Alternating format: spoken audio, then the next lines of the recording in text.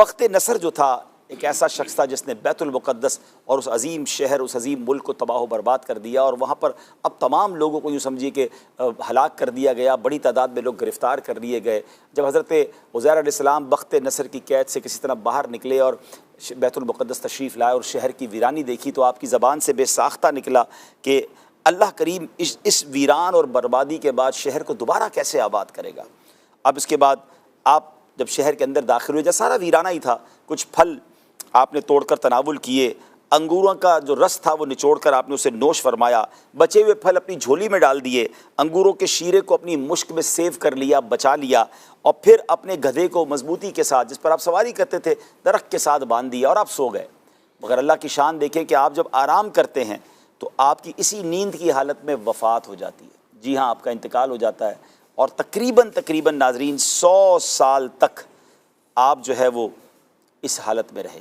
اور اب کیا ہوا، اللہ تعالیٰ نے درندوں، پرندوں، چرندوں، یہاں تک کہ جن اور انسان سب کی نظروں سے آپ کو چھپا دیا تاکہ کوئی آپ کو نقصان نہ پہنچا سکے۔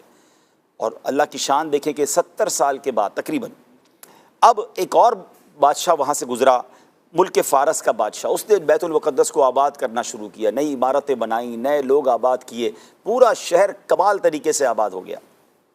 100 برس کے بعد حضرت عزیر علیہ السلام اب دوبارہ اللہ پاک ان کو زندگی عطا فرماتا ہے، آپ کی آنکھ کھلتی ہے، آپ نے دیکھا تو آپ کا گدھا مر چکا تھا اور اس کی ہڈیاں تک گل چکی تھی، 100 ایئرز کا وقت گزر چکا تھا نا۔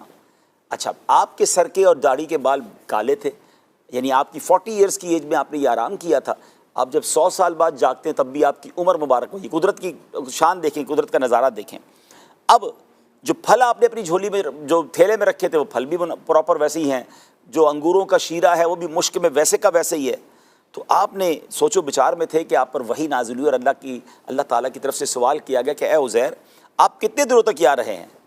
تو آپ کہتے ہیں مجھے تو ایسا لگا کہ میں صبح سویا ہوں اور شام کو اٹھ گیا ہوں عصر کے وقت میں۔ تو ارشاد فرمایا کہ آپ 100 سال تک یہاں پر رہے ہیں۔ ذرا اپنے گدھے کو دیکھیے، اس کی ہڈیاں تک گل سڑ گئی ہیں، کھانے پینے کی چیزوں پر نظر ڈالیے، وہ ویسے کی ویسے سلامت ہیں۔ یعنی اللہ کی شان دیکھیں کہ ایک ہی زمین ہے، ایک ہی پیس آف دا لینڈ ہے، حضرت عزیر صحیح سلامت ہیں، آپ کا کھانا پینا جو وہ ٹھیک ہے، اور گدھا جو ہے اس کا وہ گل سڑ کر ختم ہو چکا ہے۔ پھر حضرت عزیر کو قدرت کا ایک اور نظارہ دکھایا گیا کہ اب دیکھیں اس گدھے کو ہم کیسے زندہ کرتے ہیں۔ تو اب ان کی ہڈیوں پر گوشت پوشت بھی آتا ہے، وہ گدھا کھڑا بھی ہو جاتا ہے، اپنی بولی بھی بولنے لگتا ہے۔ اب یہ ایک قدرت کا نظارہ تو آپ نے دیکھ لیا، مگر جب آپ بیت المقدس کی طرف گئے کہ جس کی ویرانی دیکھ کر آپ کا دل بوجھل ہو گیا تھا، غمگین ہو گیا تھا، تو وہاں پھر سے آبادی ہے، پھر سے گھر بنے ہوئے ہیں، چہل پہل ہے۔ حضرت عزیر ڈھونڈتے ڈھونڈتے اپنے پرانے گھر کے پاس پہنچے تو ایک بوڑھی خاتون وہاں بیٹھی تھی جنہوں نے حضرت عزیر کو دیکھا تھا۔ حضرت عزیر نے جا کر ان سے پوچھا، کیونکہ ان کی بینائی آلموسٹ چلی گئی تھی، کہ آپ حضرت عزیر کو پہچانتی ہیں؟ تو انہوں نے کہا جی عزیر تو 100 سال پہلے سے لاپتہ ہیں، پتہ نہیں کہاں چلے گئے۔ یہ کہہ کر وہ رونے لگی۔ حضرت عزیر علیہ السلام نے کہا کہ میں ہی عزیر ہوں۔ تو انہوں نے کہا کہ بیٹا یہ کیسے ہو سکتا ہے؟ بہرحال اگر تم عزیر ہو تو عزیر کی ہر دعا قبول ہوتی تھی، تم دعا کرو میری بینائی آ جائے۔ تو حضرت عزیر نے دعا کی، اللہ اکبر، تو ایسا ہی ہوا، اور جب دعا کی تو بینائی بھی آنکھوں کی آ گئی، فالج بھی ٹھیک ہو گیا۔ تو اب جب اس عورت نے حضرت عزیر کو دیکھا تو کہا میں اللہ کی قسم کھا کر کہتی ہوں، گواہی دیتی ہوں کہ یہی حضرت عزیر ہیں۔ اب جب آپ کو ڈھونڈتے ڈھونڈتے آپ کے بیٹوں کے پاس لے جایا گیا تو آپ کے بیٹے 118 سال کے ہو چکے تھے، کیونکہ ان کی لائف تو آگے بڑھ رہی تھی نا، یہ اللہ نے اپنی قدرت کا نظارہ دکھایا تھا۔ آپ کے پوتے پوتیاں آپ کی عمر سے آگے بڑھ چکے تھے، مگر کوئی ماننے کے لیے تیار نہیں تھا کہ آپ حضرت عزیر ہیں۔ اب لوگوں نے یہ کہا کہ جناب اگر آپ حضرت عزیر ہیں تو میرے والد صاحب، جو بیٹا تھا، کہتا ہے میرے والد کے دونوں کاندھوں کے درمیان ایک کالے رنگ کا مسا تھا جو چاند کی شکل کا تھا۔ آپ نے کرتا اتارا تو وہ مسا بھی موجود تھا۔ اب دوسری بات لوگوں نے کہی کہ حضرت عزیر وہ واحد شخصیت ہے جن کو پوری تورات یاد تھی، اور اب بخت نصر کے زمانے میں معاذ اللہ تمام تورات کی کتابوں کو آگ لگا دی گئی تھی، اور جتنے تورات کے عالم تھے اور تورات کو جاننے والے تھے، 40,000 تورات کے عالموں کو اللہ اکبر چن چن کر قتل کر دیا گیا تھا۔